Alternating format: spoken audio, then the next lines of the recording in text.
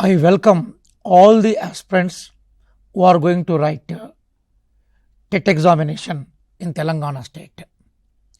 తెలంగాణ రాష్ట్రంలో ఉపాధ్యాయ అర్హత పరీక్ష టెట్ రాసేందుకు సంసిద్ధమవుతున్న లక్షలాది మంది అభ్యర్థులకి స్వాగతం పలుకుతున్నాం. టీశాట్ ద్వారా డాక్టర్ రియాజ్గా పిలువబడే నేను రాష్ట్ర గ్రంథాలయ పరిషత్ చైర్మన్గా మీ అందరికీ శుభం కలగాలని, టెట్ ఎగ్జామినేషన్కి సంబంధించిన పేపర్ 1 అర్హులకి, టెట్ ఎగ్జామ్కి సంబంధించిన పేపర్ 2 అర్హులకి క్వాలిఫై మార్కులు సాధింపబడాలని కోరుకుంటూ ఈ సెషన్ని ఆరంభిస్తున్నాను. మిత్రులారా, కొఠారి తన రిపోర్ట్లో అంటాడు, the destiny of the nation being shaped in the class rooms. ఒక తరగతి గదిలోనే దేశ భవిష్యత్తు నిర్ణయించబడుతుందని. క్లాస్ రూమ్కి, తరగతి గదికి ఎంత ప్రాముఖ్యత జాతి నిర్మాణంలో, జాతీయ నిర్మాణంలో, దేశ భవిష్యత్తులో ఉందో ఈ కోట్ మనకి ఒక మార్గదర్శకత్వం వహింపజేస్తుంది.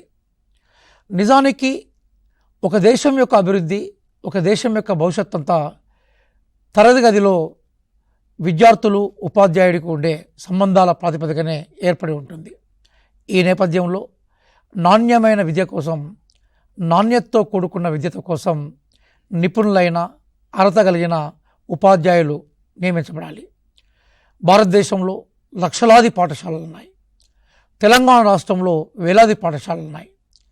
ఈ లక్షలాది పాఠశాలలు దేశవ్యాప్తంగా, వేలాది పాఠశాలలు రాష్ట్ర వ్యాప్తంగా నెలకొల్పబడి ప్రధానంగా ప్రభుత్వ రంగంలో విద్యను ఒక సేవా రంగంగా గుర్తిస్తూ విద్యను అందించే క్రమంలో నిపుణులైన, నిష్ణాతులైన, అర్హత కలిగిన ఉపాధ్యాయులను తయారు చేయాలనుకున్నప్పుడు వారికి ఒక అర్హత పరీక్ష ఉండాలి. దాన్నే రాష్ట్ర స్థాయిలో మనం టెట్ అంటున్నాం. మనం టీచర్ ఎలిజిబిలిటీ టెస్ట్. జాతీయ స్థాయిలో దాన్ని మనము టెట్గా గుర్తిస్తున్నాం, central teacher eligibility test. Telangana రాష్ట్రం ఏర్పడిన తర్వాత ఇప్పటివరకు 5 టెట్లు నిర్వహించబడ్డాయి. ప్రభుత్వం గౌరవనీయులు ముఖ్యమంత్రి రేవంత్ రెడ్డి గారి ఆధ్వర్యంలో ప్రతి సంవత్సరము 2 టెట్లను నిర్వహిస్తానని వాగ్దానం చేసింది. ఈ ప్రభుత్వం ఏర్పడిన తర్వాత ఒక టెట్ నిర్వహణ జరిగింది.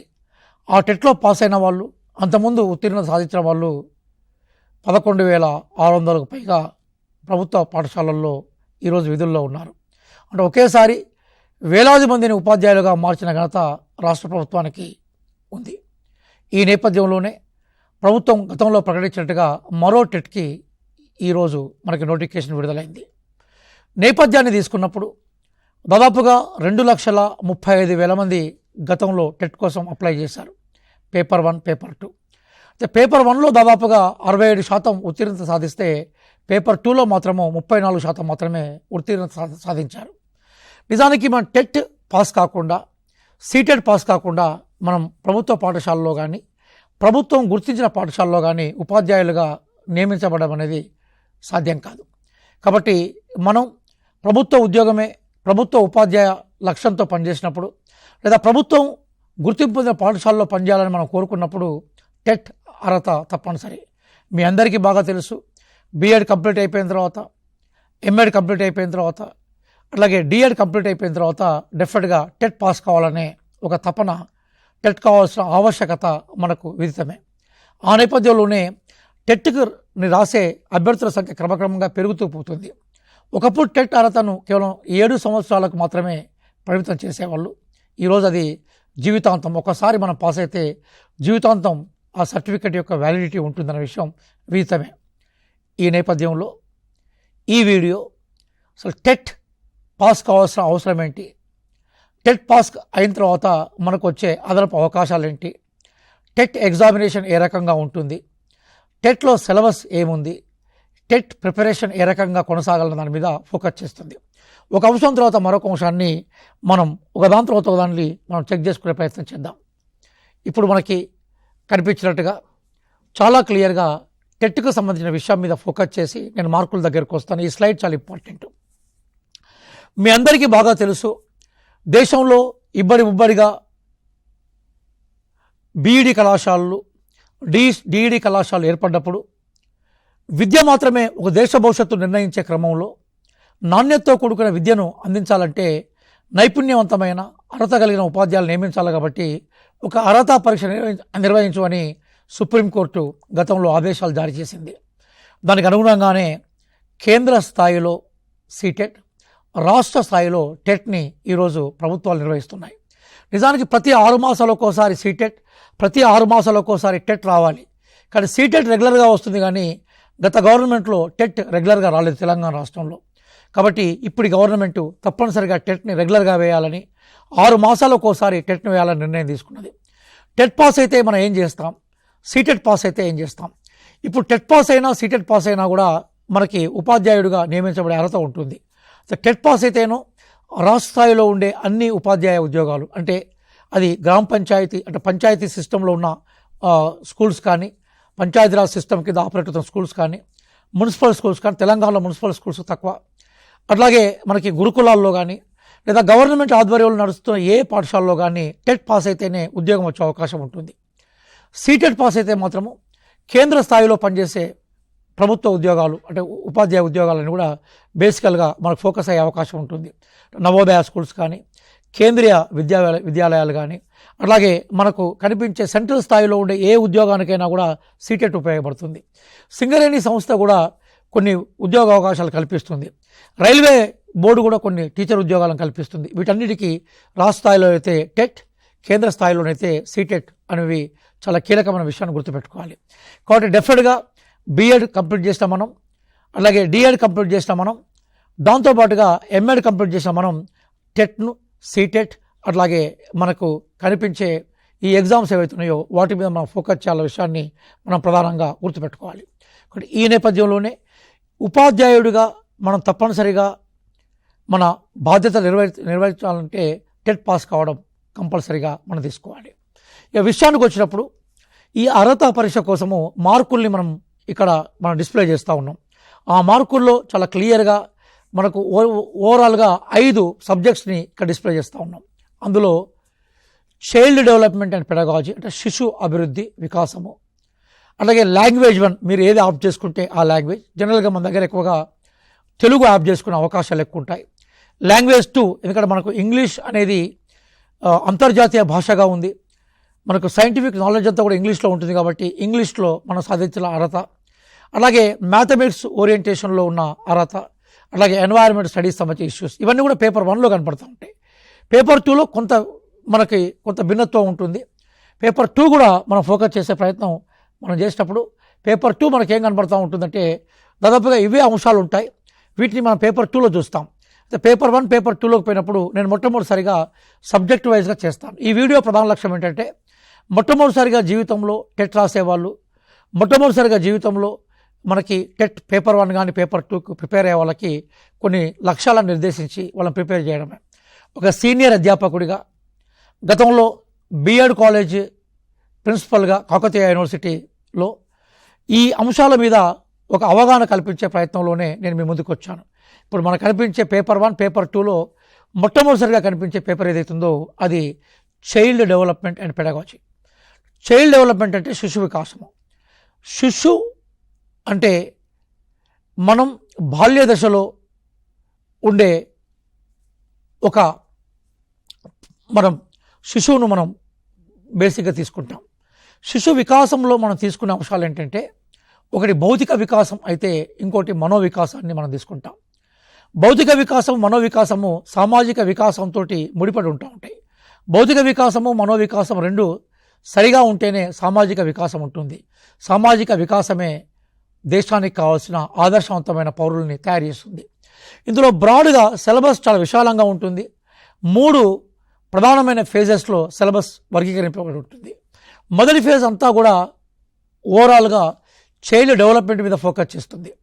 రెండో ఫేజ్ అంతా కూడా learning theories, understanding the learning issues అంటే అభ్యసన అంశాల మీద ఉంటుంది. మూడో అంశం ఏదైతుందో అది పెడగాలజికల్ కన్సర్న్ ఇష్యూస్ అంటే బోధనకు సంబంధించిన విషయాల మీద ఉంటుంది. మార్కులు ఎక్కువ రావడము, మార్కులు తగ్గిపోవడం అంతా కూడా ఈ పేపర్ మీదే డిపెండ్ అవుతుంది. నాకు తెలిసి టెట్ రాసే విద్యార్థులందరూ కూడా 50% ప్రాముఖ్యత ఈ పేపర్కి ఇస్తారు. మిగతా అంతా కూడా మిగతా 50% అన్ని పేపర్లు కలిపి మిగతా అన్ని కాంపోనెంట్స్కి ఇస్తారు. ఇందులో నేను మీకు ఇచ్చే సలహా ఏంటంటే, నేను ఒక టీచర్ ఎడ్యుకేటర్గా ఉపాధ్యాయ విద్యలో సుదీర్ఘకాలం దశాబ్దాల తరబడి పనిచేసిన అనుభవంతో నేను చెప్తున్న విషయం ఏంటంటే, మనందరం కూడా డిఎడ్ చదువుతూ ఉన్నప్పుడు, బిఎడ్ చదువుతూ ఉన్నప్పుడు లేదా ఎంఎడ్ చదువుతూ ఉన్నప్పుడు శిశు వికాసము అట్లాగే బోధనా అంశాలు పెడగాలజికల్ కన్సర్న్ ఇష్యూస్ని థియరిటికల్గా అంటే సైద్ధాంతపరంగా నేర్చుకుంటాం. వాటిని అప్లై చేసే వేదికే మనకు కనిపించే classroom. How you are going to apply your end knowledge in the classroom, that is the major factor to understand the subject. అంటే మనం ఏ విషయాన్ని శిశు వికాస దశలో మనం తీసుకున్నప్పుడు, ఆ వికాస దశల మీద రకరకాల సైకాలజిస్టులు రకరకాల థియరీలు తీసుకున్నప్పుడు మీరు ఏ అంశం మీద ఫోకస్ చేస్తున్నారు అనేది మనకు కనిపించే ప్రధాన అంశం. కాబట్టి దాని మీద ఫోకస్ చేసే క్రమంలో మనం ఏ మేరకు సబ్జెక్ట్ అర్థం చేసుకున్నాం అన్న అంశం మీద మనం చర్చ చేస్తాం. జనరల్గా మనకి శిశు వికాసానికి సంబంధించి అంటే మాతృ గర్భంలో నుంచి ప్రపంచంలోకి శిశువు ప్రవేశించిన దగ్గర నుంచి మొదలుకుంటే తనకు కావాల్సిన అన్ని వికాసాలు, అది భౌతిక వికాసం కావచ్చు, సామాజిక వికాసం కావచ్చు, ఉద్వేగాలకు సంబంధించిన వికాసాలు కావచ్చు, అలాగే ఆర్థిక వికాసాలు కావచ్చు, నైతిక వికాసాలు కావచ్చు, ఆధ్యాత్మిక అవసరాలకు సంబంధించిన వికాసాలు కావచ్చు, అట్లాగే సైంటిఫిక్ టెంపర్మెంట్ పెంపొందించడం కావచ్చు, సమాజంతో అనుసంధానం ఏర్పాటు చేసుకోవడం మీద శిశు వికాసం ఎట్లా జరుగుతుంది, భౌతిక వికాసాన్ని అనేక రకాల వికాసాలతోటి మనం ఎట్లా లింక్ చేయాలనేది మొట్టమొదటిసారిగా మీకు అర్థం కావాలి. దరిదాపుగా 10 మార్కులకు సంబంధించిన క్వశ్చన్స్ ఇందులో నుంచి వస్తాయి. కేవలం శిశు వికాసం మీద నేను సపరేట్గా ఒక వీడియో చేసే ప్రయత్నం చేస్తాను భవిష్యత్తులో. రెండవ విభాగానికి వచ్చి రాగానే మనకు కనిపించేది ప్రధానంగా లెర్నింగ్ థియరీస్. లెర్నింగ్ థియరీస్ని మనం బ్రాడ్గా 4 భాగాలు చేస్తూ ఉంటాం మనం. అందులో కాగ్నిటివ్ డెవలప్మెంట్ థియరీస్ ఒక భాగంగా చూస్తే, రెండో భాగంగా మనం ప్రధానంగా బిహేవియరల్ థియరీస్ ప్రవర్తనవాద సిద్ధాంతాలు తీసుకుంటాం. మూడో థియరీస్ ఏవైతున్నాయో అవి ప్రధానంగా మనకి హ్యూమన్ బీయింగ్ని, హ్యూమన్ నీడ్స్ని బేస్ చేసుకొని మాస్లోకి సంబంధించిన సిద్ధాంతాన్ని బేస్ చేసుకొని కార్ల్ రోజర్స్ సిద్ధాంతాల మీద ఫోకస్ చేసే ప్రయత్నం చేస్తూ ఉంటాం. నాలుగోది ఏందో అది యూనిట్ థియరీస్ తీసుకుంటాం, గెస్టాల్ట్ వాదం, జర్మన్ థియరీస్ బేస్ చేసుకుంటాం. చాలా కాలం వరకు ఎడ్యుకేషన్ సైకాలజీలో ప్రవర్తనవాద థియరీస్ బాగా డామినేట్ చేసేది. కానీ ఇప్పుడు ఎగ్జామినేషన్ కోణంలో మొత్తం కూడా కాగ్నిటివ్ థియరీస్ని మనం ఎక్కువగా తీసుకుంటాం. జీన్ పియాజే కానీ, బ్యాండూరా కానీ, అట్లాగే మనకు కనిపించే కోల్బర్గ్ కానీ, వీళ్ళ థియరీస్ని మనం ఎందుకు బాగా మనం తీసుకుంటున్నామంటే సమాజ వికాసానికి సంబంధించిన ఇష్యూస్లో ఈరోజు మనము సంజ్ఞానాత్మక సిద్ధాంతాలుగా తెలుగులో పిలువబడేవి కాగ్నిటివ్ డెవలప్మెంట్ అంటే మేధోపరమైన వికాసమే మిగతా వికాసాలకు మార్గదర్శిగా ఉంటుంది. కాబట్టి సంజ్ఞానాత్మకమైన సిద్ధాంతాలకు మనం ఎక్కువగా ఇంపార్టెన్స్ ఇస్తున్నాం. ఒకప్పుడు మేము బీఎడ్ చేసేటప్పుడు మా సబ్జెక్ట్ మొత్తం కూడా బిహేవియరల్ థియరీస్కి ఎక్కువగా ఇంపార్టెన్స్ ఇచ్చేది. ఇప్పుడు మాత్రం సంజ్ఞానాత్మక థియరీసే ఉంటుంది. ఇందులో ఎక్కువగా మార్కులు విద్యార్థులు కోల్పోతుంటారు. ఎందుకోసం అంటే ఇవి ఎక్కువగా అప్లికేషన్ ఓరియంటేషన్లో ఉంటాయి. అంటే సిద్ధాంతాన్ని నేర్చుకోవడం ఎంత ఇంపార్టెంటో క్లాస్ రూమ్లో వాటి ప్రాక్టీస్ చేయడం కూడా అంతే ఇంపార్టెంట్. వీటిని మన అభ్యసనం ద్వారా మనం తీసుకునే అవకాశం ఉంటుంది. నేను భవిష్యత్తులో క్లాస్ చెప్పే క్రమంలో మీకు వీటిని ప్రాక్టికల్ క్వశ్చన్స్ కూడా మీ ముందు పెట్టే ప్రయత్నం చేస్తాను. విద్యార్థులు బాగా నెగ్లెక్ట్ సైకాలజీ అనే పిలువబడే పేపర్ యాక్చువల్గా సైకాలజీ పేపర్ మాత్రమే కాదు, ఇందులో child development and pedagogical concern issues కూడా ఉంటాయి. మూడో విభాగాల్లో కనిపించే పెడగాలజికల్ ఇష్యూస్ని మనం బాగా నెగ్లెక్ట్ చేస్తాం. అది రైట్ కాదు. క్లాస్ రూమ్లో ఒకప్పుడు టీచర్ సెంట్రిక్ ఎడ్యుకేషన్గా ఉన్నప్పుడు, అంటే టీచరే మొత్తం బోధన కేంద్ర బిందుగా ఉన్నప్పుడు మొత్తం అభ్యసన సిద్ధాంతాలకి కాకుండా అధ్యాపక సిద్ధాంతాలకు ఎక్కువగా ప్రాముఖ్యత ఉండేది. ఇప్పుడు చైల్డ్ సెంట్రిక్ థియరీస్ వచ్చిన తర్వాత మనకి పెడగాలజీని చైల్డ్కి ఎట్లా మనం అప్లై చేయాలన్న విషయం మీద ఉంది. ఎక్కువ మార్కులు పోగొట్టుకునేది ఇందులోనే. చాలామంది శిశు వికాసాన్ని అద్భుతంగా మార్కులు చేస్తారు. కానీ రెండో అంశానికి వచ్చినప్పుడు ఏమైందంటే మనము ప్రధానంగా ఎప్పుడైతే మనం లెర్నింగ్ పార్ట్స్లోకి వస్తామో లెర్నింగ్ పార్ట్స్లోకి రాగానే ఇమ్మీడియట్గా ఏమైపోతూ ఉంటుంది, లెర్నింగ్ పార్ట్లోకి రాగానే బేసికల్గా మనం ఏమైపోతూ ఉంటాం, లెర్నింగ్ పార్ట్లో రాగానే మనం వీక్ అయిపోతాం. అప్లికేషన్ని మనం ఎక్కువగా చేయం. ఎందుకంటే మనకు ఇప్పటికి ఒక వాస్తవం ఏంటంటే బీఎడ్ కాలేజీలో కానీ డిఎడ్ కాలేజీలో కానీ స్టాఫ్ కొరత విపరీతంగా ఉంది, నిష్ణాతుల కొరత విపరీతంగా ఉంది. గత 10 సంవత్సరాల్లో రిక్రూట్మెంట్ పూర్తిగా నెగ్లెక్షన్కి అంటే పూర్తిగా మనకి నిర్లక్ష్యానికి గురైంది, నెగ్లిజెన్సీకి గురైంది. కాబట్టి నేచురల్గా ఏంటంటే మనకు సరిగా స్టాఫ్ లేదు. ఉన్నవాళ్ళు పాపం వాళ్ళ శక్తి కొద్దీ పనిచేసే ప్రయత్నం చేస్తున్నారు. ఆ నేపథ్యంలో అప్లికేషన్ ఓరియంటేషన్లో క్లాస్ రూమ్ టీచింగ్ లేకపోవడం వల్ల మనకి ఇబ్బందులకు గురవుతున్నాం. కాబట్టి దయచేసి మీరు ఈ సబ్జెక్ట్ ప్రిపేర్ అవుతున్నప్పుడు గత 5 సార్లు మనకు తెలంగాణలో అలాగే పక్క రాష్ట్రంగా ఉండే ఆంధ్రప్రదేశ్లో తెలుగు భాషలోనే క్వశ్చన్ పేపర్లను ప్రిపేర్ చేశారు, ఇంగ్లీష్ తెలుగు. వాటిని ఒకసారి పరిశీలించండి. దానికన్నా ముందు సీటెడ్ పేపర్లను మీరు బాగా చూసే ప్రయత్నం చేయాలి.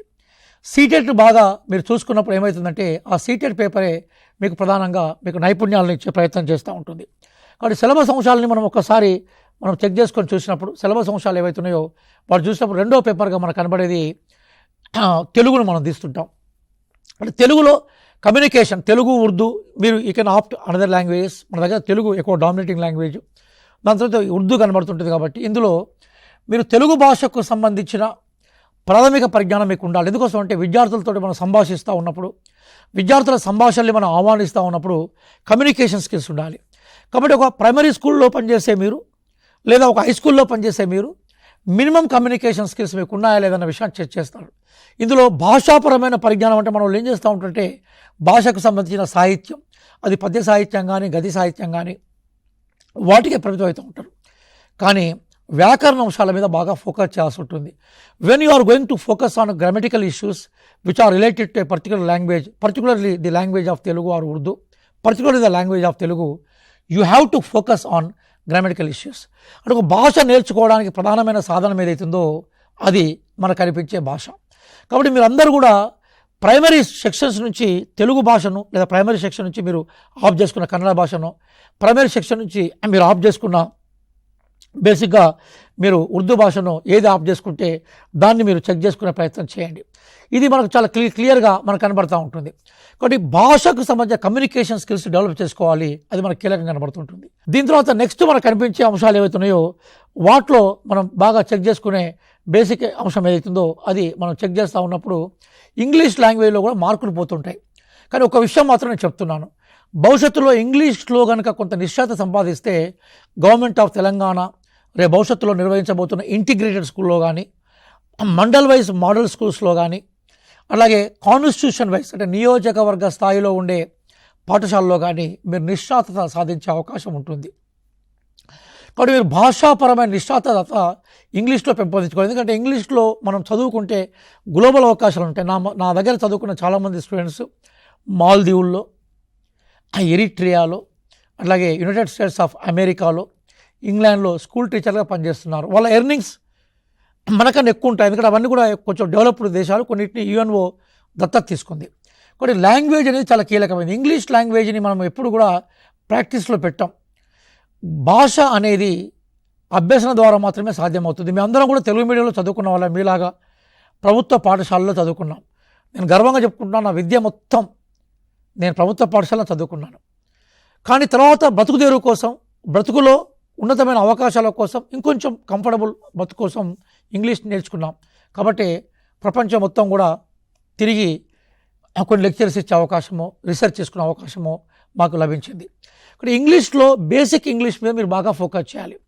ఎప్పుడైతే బేసిక్ ఇంగ్లీష్ మీద మీరు బాగా ఫోకస్ చేస్తారో అప్పుడు మీరు సక్సెస్ కావడానికి చాలా ఎక్కువగా ఉంటుంది. ఇక్కడ మనం గుర్తుపెట్టుకున్నట్టుగా దీని స్టాండర్డ్ కూడా పెద్దగా ఏముండదు. 10th క్లాస్ స్టాండర్డ్లోనే మనకు స్క్రీన్లో చూపెట్టినట్టుగా 10th క్లాస్ స్టాండర్డ్లోనే ఇంగ్లీష్కి సంబంధించిన ఇష్యూస్ని మనం బేస్ చేసుకోవాలి. ఎప్పుడైతే 10th క్లాస్ స్టాండర్డ్లో మీరు ఇంగ్లీష్ సంబంధించిన ఇష్యూస్ని బేస్ చేసుకుంటూ ఉంటారో, మినిమం కమ్యూనికేషన్ స్కిల్స్ డెవలప్ చేసుకుంటూ ఉంటారో, ఇంగ్లీష్ కూడా మంచి స్కోరింగ్ మొత్తం ఇంకా నన్ను అడిగితే తెలుగు కన్నా ఇంగ్లీష్లోనే ఎక్కువ స్కోర్ చేసుకున్నానికి అవకాశం ఉంటుంది కొంచెం ప్రయత్నిస్తే. అయితే మీరు కంప్లీట్గా ఇంగ్లీష్ మీడియం స్టూడెంట్స్ అయినప్పుడు ఇక్కడ మీరు ఆప్షన్ చేంజ్ చేసుకునే క్రమంలో మీరు అటు ఇటు మారాల్సిన అవసరం ఉంటుంది. అట్లాగే దీని తర్వాత మనకు కనిపించే అంశం ఏదైతుందో that is nothing but content. ఈ కంటెంట్ని నేను బేసిక్గా పేపర్ 2ను బేస్ చేసుకొని ఫోకస్ చేసే ప్రయత్నం చేస్తాను. నేను కంటెంట్ లోపలికి వచ్చినప్పుడు మనము కంటెంట్ విషయానికి వచ్చినప్పుడు మనకి ఏమైందంటే సోషల్ స్టడీస్ ఒక కంటెంట్గా, సైన్స్ ఇంకో కంటెంట్గా వెళ్ళిపోతూ ఉంటుంది. అంటే మ్యాథమెటిక్స్ బేసికల్గా సైన్స్ మ్యాథ్స్ ఒకే రంగంలో చూపెడతా ఉంటారు. కాబట్టి వాటి మనం ఇంగ్లీష్ 30 మార్కులు, అలాగే తెలుగు 30 మార్కులు 60 మార్కులు, దాంతోపాటుగా ఎడ్యుకేషన్ సైకాలజీ చైల్డ్ డెవలప్మెంట్కి 30 మార్కులు 90 మార్కులు, మిగతా కనిపించే 60 మార్కులు అన్నీ కూడా కంటెంట్లో ఉంటాయి. ఈ కంటెంట్లో మేజర్గా కంటెంట్ ప్లస్ పెడగాలజీ కలిసి ఉంటాయి. ఇక్కడ కంటెంట్లో మన దగ్గర చాలామంది విద్యార్థులు ఏం చేస్తూ ఉంటారంటే దీనికోసం ప్రిపేర్ అవుతున్నప్పుడు విపరీతంగా కంటెంట్కు ప్రయారిటీ ఇస్తూ ఉంటారు. కానీ నా ఉద్దేశం ఏంటంటే మీరు కంటెంట్ ఎంత చదివినా కూడా కంటెంట్ లాగానే మిగిలిపోతూ ఉంటుంది. కానీ కంటెంట్ని మీరు క్లాస్ రూమ్లోకి అప్లై చేసే ప్రయత్నం చేయాలి. ఎందుకంటే అందరూ దాదాపుగా నాకు తెలిసి టెట్ రాసేవాళ్ళు అంటే లోకల్గా రాష్ట్రంలో, సీటెట్ రాసేవాళ్ళు దేశవ్యాప్తంగా మొత్తం మీ ప్రిపరేషన్లో 50% సైకాలజీకి ప్రయారిటీ ఇస్తే మిగతా 50% కంటెంట్కి ప్రయారిటీ ఇస్తుంటారు. అది రైట్ కాదు. మరి ఎప్పుడు కానీ కాంపిటేటివ్ ఎగ్జామ్స్ ప్రిపేర్ అయితే బ్యాలెన్స్ చేసుకోవాలి. అన్ని మార్కులు కలిస్తేనే మీరు 150లో మీ స్కోర్ పెంచుకునే అవకాశం ఉంటుంది. ఎక్కువ మంది ఇప్పుడు దాదాపుగా టెట్ పాస్ అయిన వాళ్ళ సంఖ్య దాదాపుగా ఎండింగ్కి వచ్చింది. అందరు ఇప్పుడు కొత్తగా పాస్ అయిన విద్యార్థులు తప్ప అందరూ పాస్ అయ్యారు ఆల్మోస్ట్ ఆల్ ఏదో సందర్భంలో. కానీ టెట్ని రాసే వాళ్ళలో ఎక్కువ మంది they wanted to improve their marks. వాళ్ళ మార్కులను ఇంప్రూవ్ చేసే క్రమంలోనే టెట్ రాసే ప్రయత్నం చేస్తుంటారు. కాబట్టి టెట్ రాసే ప్రయత్నంలో వాళ్ళు ప్రధానంగా కంటెంట్కు బాగా ప్రయారిటీ ఇస్తారు. అదే కంటెంట్ 60 మార్క్స్ కాదండి, కానీ అందులో మేజర్గా మనకి ఓవరాల్గా కంటెంట్కి సంబంధించిన దాంట్లో పెడగాజీగా ఉంటుందనే విషయం గుర్తుపెట్టుకోవాలి. పెడగాజీ అంటే how you are going to focus your content in the classroom practice అనేది మనకు పెడగాజీ అధ్యాపన శాస్త్రంగా చూస్తుంటాం. ఇక్కడ అధ్యాపన శాస్త్రాన్ని మనం ఫోకస్ చేసే క్రమంలో మీరు ఎక్కువగా ఫోకస్ చేయాలి. ఎందుకంటే మార్కులు పోయేదాని మీద ఫోకస్ చేయాలి. చాలామంది ఏం చేస్తూ ఉంటుంటే ఎక్కువగా చాలా బలంగా ఉండేదాన్ని మరింత బలంగా తయారు చేసుకుంటారు. తప్పేం కాదు, అది కూడా ఒక స్ట్రాటజీనే. కానీ దానికన్నా భిన్నంగా ఎందుకంటే టెట్ మీరు మార్కులను ఇంప్రూవ్ చేసుకునే వాళ్ళకు నా విజ్ఞప్తి ఏంటంటే కొత్తగా రాసేవాళ్ళు కంటెంట్కి ప్రయారిటీ ఇవ్వండి. కానీ కొత్తగా రాసేవాళ్ళు కాకుండా ఆల్రెడీ టెట్లో మంచి మార్కులు సాధించి మార్కులు ఇంకా ఇంప్రూవ్ కావాలి అనుకునే వాళ్ళు మాత్రము పెడగాగి మీద బాగా ఫోకస్ చేయండి. ఇక్కడ పెడగాగి అంటే nothing but it is the application of your knowledge into the classrooms. When you are going to apply your knowledge into the classrooms you are going to gain more and more marks. ఇక్కడ pedagogy మీద పుస్తకాలు ఉన్నాయి, Telugu academy పుస్తకాలు ఉన్నాయి. నేను ఏ పుస్తకాలు చదవాలన్న దాని మీద కూడా ఫోకస్ చేసే ప్రయత్నం చేస్తాను. So I appeal all of you very sincerely. మీ అందరికీ నేను సిన్సియర్గా అపీల్ చేసే విషయం ఏంటంటే kindly you have to concentrate on pedagogy also. పెడగాగిలో స్కోర్ పోతుంటుంది అంటే పోయే మార్కుల మీద ఫోకస్ చేయండి. మీరు కంటెంట్ని ఎన్నిసార్లు చదివినా కూడా కంటెంట్ మారదు. కానీ కంటెంట్కి ఉండే బలహీనత ఏంటంటే చదివిన ప్రతిసారి కూడా మళ్ళీ కొత్తగా కనిపిస్తూ ఉంటుంది. చదివిన ప్రతిసారి కొత్తగా కనిపించి మళ్ళీ చదువు అని ఎప్పటికీ డిమాండ్ చేసే సబ్జెక్ట్ ఏదైతుందో అది టెట్లో మనకు కనిపించే ప్రధానంగా పెడగాగినే, మన కంటెంటే. కానీ కంటెంట్ కన్నా పెడగాగి మీద ఫోకస్ చేసినప్పుడు మీ మార్కుల ఇంప్రూవ్మెంట్ కోసం ఉంటుంది. ఎందుకంటే కంటెంట్ను మీరు చిన్నప్పటి నుంచి కంటెంట్లోనే మీరు నిమగ్నమై ఉన్నారు కాబట్టి కంటెంట్లో ఎన్ని మార్కులు వస్తే అన్ని మార్కులు మీకు ఆటోమేటిక్గా వస్తూ ఉంటాయి. ఇది నేను మీకు చెప్తున్న మేజర్ అపీల్. ఇక మరొక కీలకమైన అంశాన్ని మీ ముందు తీసుకొచ్చేందంటే ఏం పుస్తకాలు చదవాలి, what are the books we have to read. అది చాలా కీలకమైనది. దయచేసి మీరందరూ కూడా మీరు టెట్కు అపేరే విద్యార్థులందరికీ నా రిక్వెస్ట్ ఏంటంటే kindly focus on standard books. అంటే పుస్తకాలు ఏం చదవాలనేది ఇప్పుడు పెద్ద చర్చ. పుస్తకాలు ఏం చదవాలని దానికి నిర్దిష్టత ఉండదు. పుస్తకాలు ఎప్పటికీ నిర్దిష్టమైన సబ్జెక్ట్ మీదే ఉండవు. ఎందుకంటే 70% స్టిల్ నాలెడ్జ్ ఉంటుంది, అంటే మనకి స్టెబిలైజ్డ్ నాలెడ్జ్ అంటే స్థిరపడ్డ జ్ఞానం ఉంటుంది. మిగతా 30% జ్ఞానం మారుతుంటుంది. ఎందుకంటే జ్ఞానానికి మారే గుణం ఉంటుంది. Knowledge is dynamic in nature. కొన్ని 70% స్థిరమైన సిలబస్ ఉంటే మిగతా 30% మారుతూ ఉంటుంది. ఈ మారుతున్న జ్ఞానం ఎక్కడ ఉంటుందంటే కాంపిటేటివ్ ఎగ్జామ్స్ మ్యాగజైన్స్లో, డైలీ న్యూస్ పేపర్లో, అలాగే చాలా ఎక్స్పర్ట్స్ చెప్పే క్లాసెస్లో ఈ డైలీ వచ్చే జ్ఞానం మారుతుంటుంది. కొన్ని 70% మీరు స్టాటిక్ నాలెడ్జ్కి ఇంపార్టెన్స్ ఇస్తే 30% డైనమిక్ నాలెడ్జ్ కూడా మీరు వాటికి లింక్ చేయాలి. ఈ స్టాటిక్ నాలెడ్జ్ డైనమిక్ నాలెడ్జ్ రెండు కలిస్తే you are going to get good marks. కాబట్టి మీరు ప్రధానంగా బేసికల్గా మీరు చేయాల్సిన విషయం ఏంటంటే మీరు స్టాటిక్తో పాటుగా డైనమిక్ తీసుకోండి. ప్రధానంగా స్కూల్ పుస్తకాలకి బాగా ప్రయారిటీ ఇవ్వండి. అట్లాగే నిష్ణాతులు అంటే ఆ సబ్జెక్ట్లో పీజీ పిహెచ్డీ చేసిన వాళ్ళు ఎవరుతున్నారో వాళ్ళకు ప్రయారిటీ ఇవ్వండి. ఇక చివరిగా నేను మళ్ళీ మీ దగ్గరికి వస్తాను, మాట్లాడే ముందు ఒక 2-3 కీలకమైన అనౌన్స్మెంట్స్ మాత్రం చేయాలి. ఎందుకోసం అంటే ఆన్లైన్ అప్లికేషన్స్ ఈరోజు 7వ తారీఖు, ఇప్పుడు నేను వీడియో చేస్తున్న సమయానికి ఈరోజు 7వ తారీఖు నాడు ఆన్లైన్ అప్లికేషన్ స్టార్ట్ అయితే దాదాపుగా నవంబర్ 3వ వారం వరకు ఇవి కంటిన్యూ అవుతాయి. నవంబర్ 20 వరకు మీరు అప్లికేషన్స్ తీసుకునే అవకాశం ఉంటుంది. అలాగే జనవరి 1 నుంచి జనవరి 20 వరకు మనకు ఆన్లైన్లో ఇదంతా, ఎందుకంటే కంప్యూటర్ బేస్డ్ టెస్టులు కాబట్టి ఆన్లైన్లోనే మీరు ఎగ్జామ్ రాయడానికి అవకాశం ఉంటుంది. కాబట్టి ఆన్లైన్లో ఎగ్జామ్ ప్రాక్టీస్ చేసే ప్రయత్నాలు మీరు బేసికల్గా చేయండి. కాబట్టి మీరు లాస్ట్ టైం దాదాపుగా 2,35,000 మంది రాశారు. ఈసారి సంఖ్య రమారామి అంతా ఉండొచ్చు, కొంత పెరగవచ్చు. ఎందుకంటే ప్రతిసారి టెట్ రాసిన వాళ్ళే ఎక్కువ మంది టెట్ రాస్తుంటారు. ఎందుకు రాస్తుంటారంటే మార్కుల్ని ప్రమోట్ చేయడం కోసము వాళ్ళు రాస్తుంటారు. కాబట్టి మీరు స్కూల్ పుస్తకాలకు ప్రయారిటీ ఇవ్వండి. అట్లాగే నిష్ణాతులు అంటే పిహెచ్డి చేసి లేదా ఎంఫిల్ చేసి లేదా ఆ సబ్జెక్ట్లో ప్రధానంగా మంచి ఓరియంటేషన్తో ఉన్న రైటర్స్ పేర్లను చూసి వాళ్ళ కింద క్వాలిఫికేషన్ ఉండే పుస్తకాలు కొనాలి. కానీ ఎవరు పడితే వాళ్ళు రాసే పుస్తకాలు దయచేసి కొనకండి. కోచింగ్ పోవాలా వద్దా అంటే కోచింగ్ పోవడం వల్లనే జాబ్ రాదు. కోచింగ్ అనేది బేసికల్గా మీకు మార్గదర్శకం ఇస్తుంది కాదనలేను, కానీ కోచింగ్ సెంటర్ మీద మాత్రమే డిపెండ్ కాదు. ఎందుకంటే కోచింగ్ సెంటర్లో ఎవరు పనిచేస్తున్నారు, వాళ్ళ క్వాలిఫికేషన్ ఏందో తెలియకుండానే పాఠాలు చెప్పుకుంటూ వెళ్ళిపోతూ ఉంటారు. కాబట్టి దయచేసి మీరు మీ సొసైటీ మీద సెల్ఫ్ లెర్నింగ్ మీద మీరు బాగా డిపెండ్ కమ్మని నేను కోరుతున్నాను. తెలంగాణ రాష్ట్ర ప్రభుత్వం గౌరవనీయులు డైనమిక్ ముఖ్యమంత్రిగా ఉన్న రేవంత్ రెడ్డి గారి నాయకత్వంలో ప్రతి సంవత్సరం 2 సార్లు టెట్ పెడుతుంది. ఇప్పుడు మీ మధ్యలో మెదిలే ప్రశ్న ఏంటంటే డిఎస్సి ఎప్పుడు ఉంటుందని. జనవరిలో ఎగ్జామ్ అయిపోయిన తర్వాత, ఎప్పుడైతే జనవరిలో ఎగ్జామ్ అయిపోతుందో నాకు తెలిసి ఫిబ్రవరి నుంచి డిఎస్సికి సంబంధించిన ప్రక్రియ స్టార్ట్ అవుతుంది. ఎన్ని జాబ్స్ ఎన్ని పోస్టులు ఈసారి ఉంటాయన్న విషయం మీద ఒక సైంటిఫిక్ వర్క్ జరుగుతుంది. కాబట్టి అది జరగకుండా ఇతిమిద్దంగా ఎన్ని పోస్టులు ఉంటాయని చెప్పడము సమంజసం కాదు. కానీ ఒక విషయం గుర్తుపెట్టుకోండి, ఫిబ్రవరి మాసం నుంచి నెక్స్ట్ అకాడమిక్ ఇయర్కి సంబంధించిన డిఎస్సి ఏర్పాట్లు మాత్రం ఉంటాయి. ఇక్కడ ప్రభుత్వం ప్రతి నియోజకవర్గంలో ఒక మోడల్ స్కూల్ పెట్టబోతుంది. అలాగే ఇంటిగ్రేటెడ్ గురుకులాల మీద ప్రభుత్వం ఫోకస్ చేస్తుంది. అలాగే మోడల్ స్కూల్స్లో ఉండే వేకెన్సీ కూడా ఫిలప్ చేయబోతుంది. కాబట్టి ఆ దిశగా ఉంటుంది. మీరు చదువు ద్వారా సాధన చేయండి, ప్రభుత్వం ఉద్యోగాల నోటిఫికేషన్ ద్వారా మీకు సహాయం అందజేస్తుంది. టీశాట్ ఒక ఉన్నతమైన లక్ష్యాలతోటి తెలంగాణ విద్యార్థులకు అకాడమిక్ నాలెడ్జ్తో పాటుగా ఒక సైంటిఫిక్ అవుట్లుక్ని ఇచ్చే ఉద్దేశంతో ఏర్పాటు చేయబడ్డ సంస్థ. ఆధునిక టెక్నాలజీని క్లాస్ రూమ్లోకి అప్లై చేసే కోణంలో టీశాట్ ఉపయోగపడుతుంది. టీశాట్ నిర్వాహకులు, సిబ్బంది టెట్కి సంబంధించిన మొత్తం సిలబస్ అంశాల మీద, టెట్ ప్రిపరేషన్ మీద, అది పేపర్ 1 కావచ్చు, పేపర్ 2 కావచ్చు, అట్లాగే మనకి child development, Telugu, English, content, pedagogy, ఈ అన్ని అంశాల మీద క్లాస్ చెప్తుంది. ఈ క్లాసెస్ని మళ్ళీ వచ్చే డిఎస్సికి అనుసంధానం చేయబోతుంది.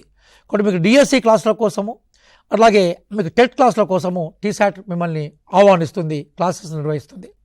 అనేక మంది నిష్ణాతుల అధ్యాపకుల చేత క్లాసెస్ చెప్పించే ప్రయత్నం చేస్తుంది. డాక్టర్ రియాజ్గా పిలువబడే నా క్లాసెస్ కూడా విరివిరిగా ఉన్నాయి. ఇక్కడ టీశాట్లో మేమందరం కూడా తెలంగాణలో చదువుకున్న మీ సీనియర్స్గా, ఒక ఉపాధ్యాయులుగా సదా మీ సేవలో ఉంటాం. అందుకోసం డిఎస్సి క్లాసులన్నా అట్లాగే టెట్ క్లాసులైనా మీకు టీశాట్లో అవైలబుల్ ఉంటాయని మరొకసారి అభినందనలు.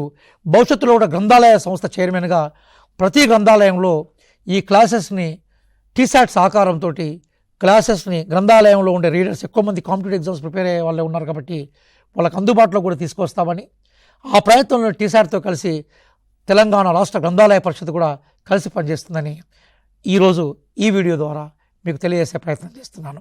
Thank you one and all.